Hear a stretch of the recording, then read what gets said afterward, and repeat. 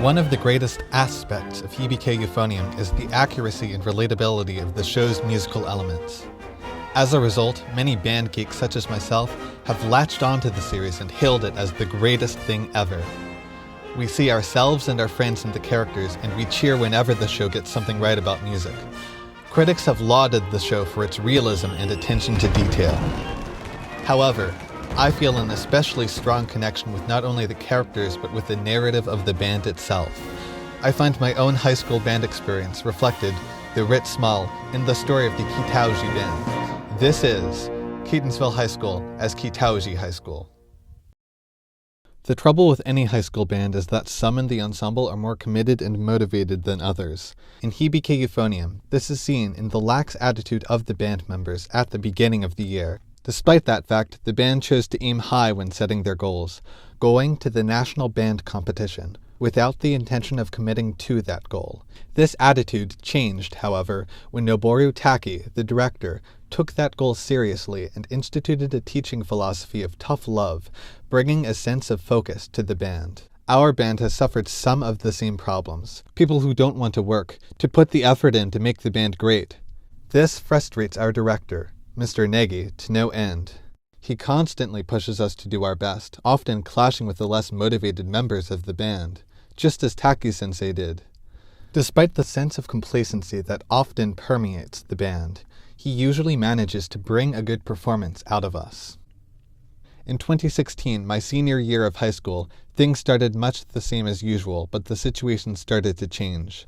We performed well in our fall concert, but that same sense of complacency quickly settled in, and we had a mediocre performance at our winter concert. After the concert, we had a discussion. Some of the band members, including myself, aired grievances over the lack of commitment to the ensemble. We talked about where we were after the concert and where we wanted to be. Our goal, after all, was to get a superior rating at county adjudication. This is the equivalent of the gold score in the Japanese band competitions. We discussed incredible Japanese bands Mr. Negi had seen at the Midwest Clinic, and their total dedication to the music. I even mentioned Hibike Euphonium and Kitauji's arc toward excellence, thinking how wonderful it would be if we could put the effort in and rise into greatness. Mr. Negi then put the final piece into place. He said that we could play Fate of the Gods, a piece we all wanted to play, but only if we could come together as a band and demonstrate our dedication. This ultimatum, this challenge, similar to those that Taki-sensei issues in UFO, spurred the band into action.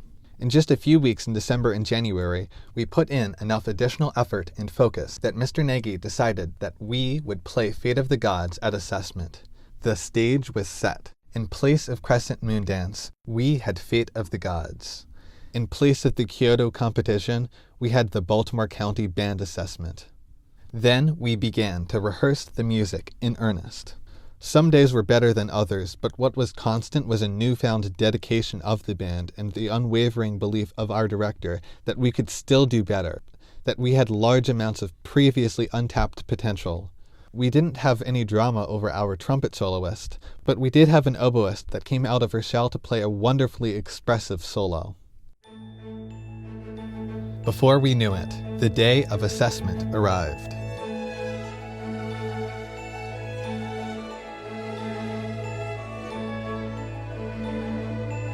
We gathered after school.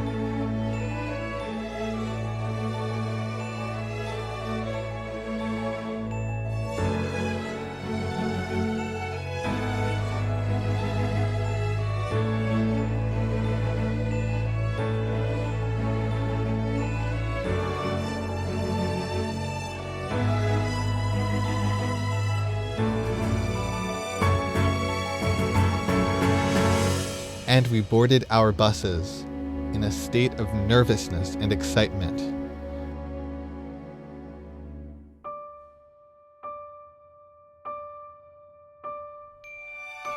We arrived at the warm-up room.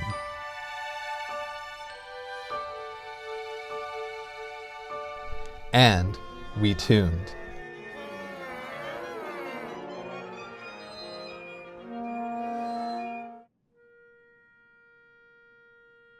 I finally managed to be perfectly in tune with the second clarinet, which was an earlier problem in rehearsal. The atmosphere in the warm-up room was different this year compared to previous years. We were all on edge, and we were focused to a level I hadn't witnessed before. I, being the principal clarinetist and outspoken in my passion for music, was called upon to give a speech. But I wasn't prepared to give one, and my speech may have been even more awkward than the one Haruka gives in UFO. Nevertheless, I spoke passionately about how we had risen to the challenge of the music and transformed into a great ensemble, and it received cheers from the band.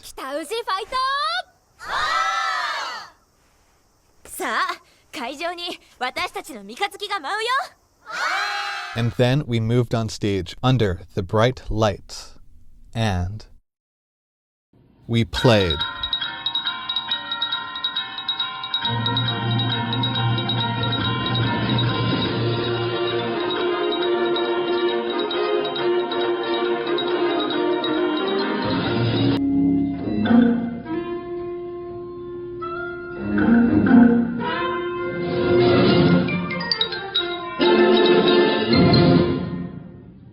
We played to the best of our ability. We played to let others know what Catonsville High School is capable of.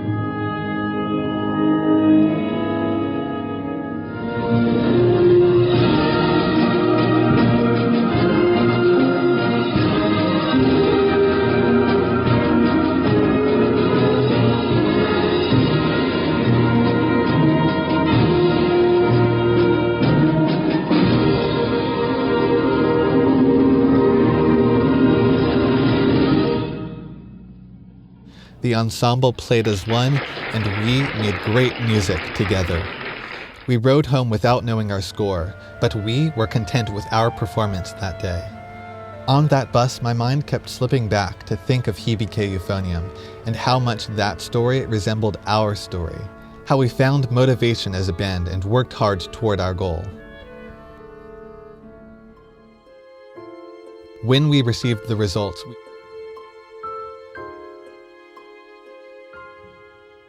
we found that our effort had paid off.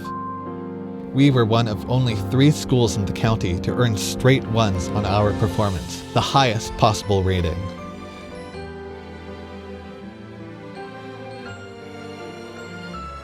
After a celebratory moment,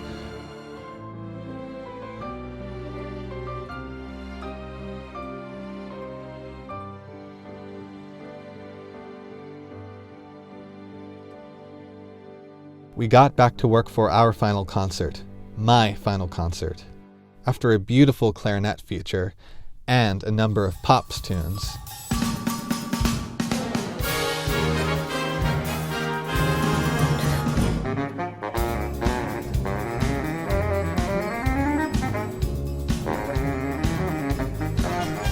we reprised Fate of the Gods as one last hurrah. It was the culmination of all our efforts that year.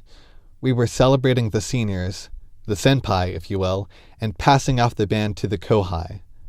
I gave another speech that night, more prepared than last time, thanking our director for his guidance and support through all 4 of my years in our high school band, pouring out my gratitude. The concert was a satisfying end to a momentous year, but it was also an emotional end.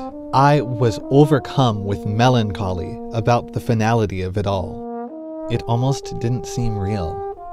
I played Asuka's song, that is, Hibike Euphonium itself, over and over again while warming up and after the performance, hoping that the euphonious and pensive tones of the piece would convey, if only to myself, my bittersweet feelings about my last concert. That night, with our instruments, we sounded out the melody of our year. And so, that's the story. Our journey was certainly less extreme than that of Kitaoji. We neither started so low nor rose to such heights as they did.